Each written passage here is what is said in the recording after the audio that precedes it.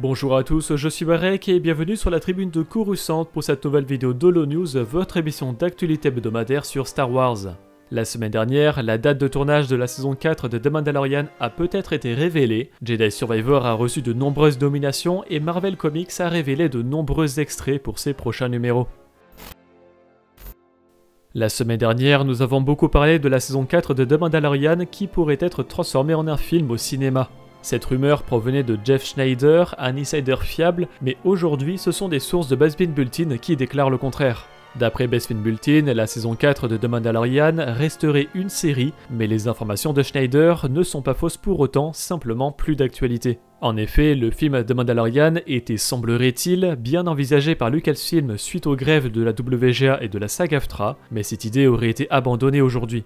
Ainsi, le prochain film Star Wars au cinéma serait bien celui sur le nouvel ordre Jedi de Rey Skywalker pour le 22 mai 2026. La saison 4 de The Mandalorian devait commencer son tournage fin septembre au studio Manhattan Beach en Californie, mais il a été retardé indéfiniment en raison des grèves. Maintenant que les deux grèves ont été résolues, Lucasfilm est de nouveau occupé à la pré-production de la série, et selon Bespin Bulletin, la 4e saison de The Mandalorian se préparait à commencer le tournage en février 2024. Si cette saison suit la production de la 3e, elle durera probablement 6 mois, ce qui signifie qu'elle se terminera au mois d'août. Quant à savoir quand elle sortira sur Disney+, les rumeurs ont toujours parlé de 2025 et la date de tournage pourrait correspondre. Les Game Audio Network Guide Awards sont une cérémonie qui récompense le travail sur l'audio dans le domaine des jeux vidéo, et pour l'édition 2024, Jedi Survivor a été nominé pour 18 prix, dont l'audio de l'année, le meilleur mixage audio, le meilleur son pour les cinématiques et les scènes coupées, la meilleure performance pour l'ensemble du casting, le meilleur article ou publication sur le son des jeux, le meilleur bruitage dans un jeu, le meilleur audio pour un trailer, le meilleur thème principal, la meilleure musique originale, le meilleur album de bande originale, les meilleures conceptions sonores pour les interfaces utilisateurs, les récompenses et les objectifs, la meilleure performance vocale, les réalisations créatives et techniques pour la musique et la conception sonore, les dialogues de l'année, la musique de l'année et la conception sonore de l'année.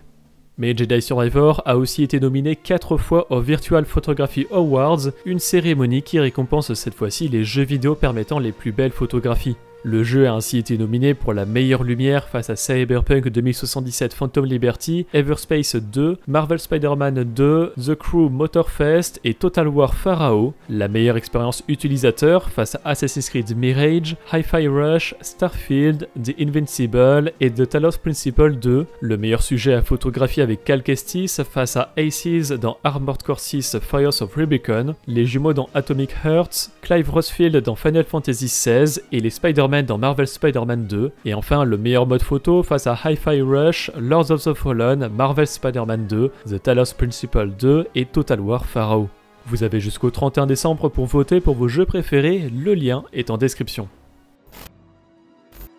Côté extrait, retrouvez-en pour le beau livre Return of the Jedi A Visual Archive et pour les comics Darth Vader 2020 numéro 41, Dr. Aphra 2020 numéro 41, Revelations 2023 numéro 1, Mace Windu numéro 1, The High Republic 2023 numéro 2 et Throne Alliances numéro 1. Tous les liens sont dans la description.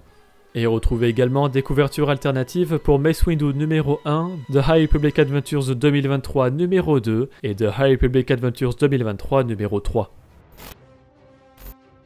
La semaine dernière sont sortis en anglais le beau livre Return of the Jedi The 40th Anniversary Special Edition et les comics Bounty Hunters numéro 41, Shadows of Starlight numéro 3 et Hyperspace Stories numéro 12.